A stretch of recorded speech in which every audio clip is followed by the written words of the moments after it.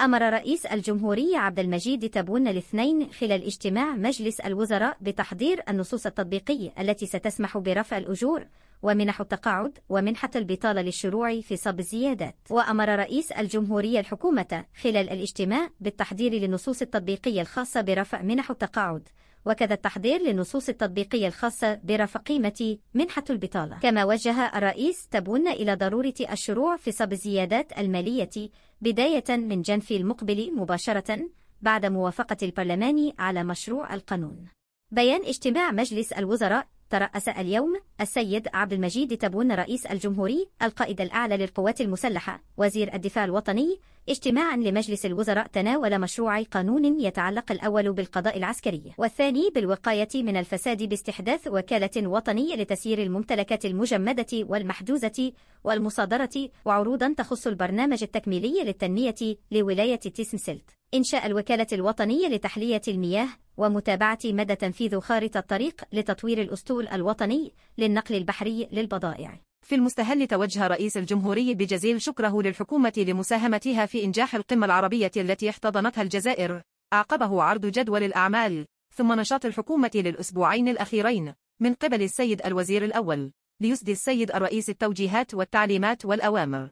أمر الحكومة بالتحضير للنصوص التطبيقية التي ستسمح برفع الأجور ومنح التقاعد ومنحة البطال للشروع في صب الزيادات المالية مباشرة بعد موافقة البرلمان على مشروع قانون المالية 2023 بداية من جنف المقبل. بخصوص مشروع قانون القضاء العسكري، وجه السيد الرئيس بإثراء مشروع القانون مشددا على ضرورة مراعاة خصوصيتي المهام التي يشملها وما تقتضيه من سرية في إطار حماية المصالح العليا للدولة. تقييد أي تصريح لوسائل الإعلام في القضايا ذات الصلة بمسائل الدفاع الوطني وتهم الرأي العام بترخيص من وزير الدفاع الوطني بخصوص استحداث وكالة وطنية لتسيير الممتلكات المجمدة والمحجوزة والمصادرة. وجه السيد الرئيس الحكومة بإثراء مشروع القانون مع الأخذ بعين الاعتبار إيجاد آليات أكثر مرونة في استرجاع ممتلكات الدولة وتخفيف الإجراءات البيروقراطية بما يمكن من استعادة كل الأموال المنهوبة، انتهاج الواقعية في التعامل مع ملفات مكافحة الفساد من خلال اعتماد آليات بسيطة مباشرة بعيدا عن التعقيدات التي هدفها إطالة عمر هذه الظاهرة.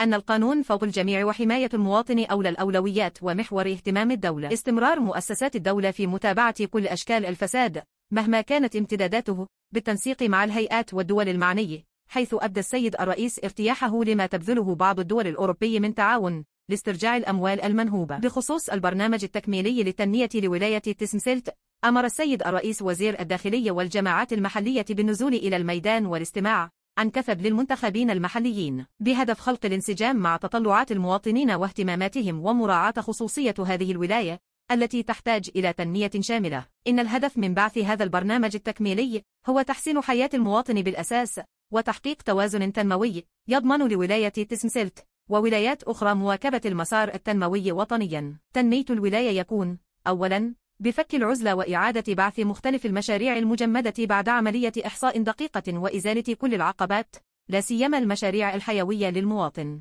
رفع حصة الولاية من السكنات الريفية وبعث مشاريع واستثمارات عمومية من شأنها التخفيف من حت البطالة وخلق مناصب شغل جديدة.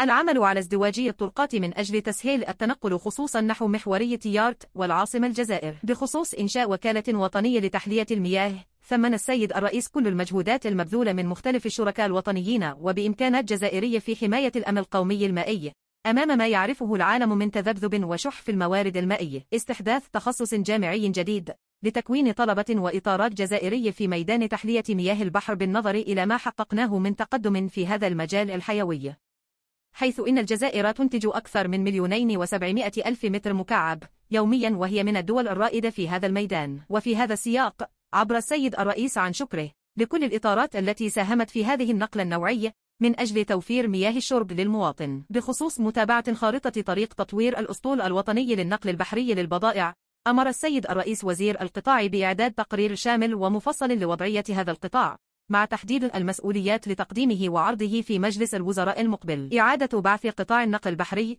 يقتضي محاربة الإهمال ومحاولات تكسير هذه المؤسسة العمومية الاستراتيجية.